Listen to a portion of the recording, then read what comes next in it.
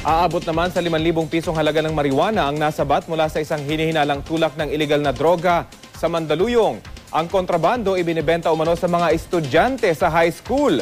Nagbabalik pa rin si Dante Perello. 65 pakete ng umano'y marijuana ang nasabat mula sa 22 anyos na si Jovert Razon at ibinebenta umano sa ilang high school student sa Mandaluyong. Ayon sa pulisya, mismong mga estudyanteng suki raw ni Razon ang nagtip sa kanila ng bentahan.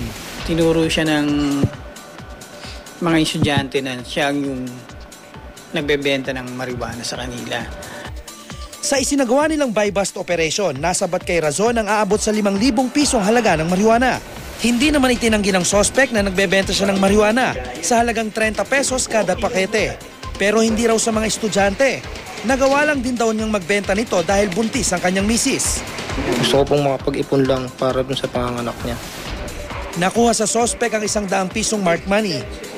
Ipaghaharap si Razon sa kasong paglabag sa Comprehensive Dangerous Drugs Act of 2002. Dante Perello, GMA News.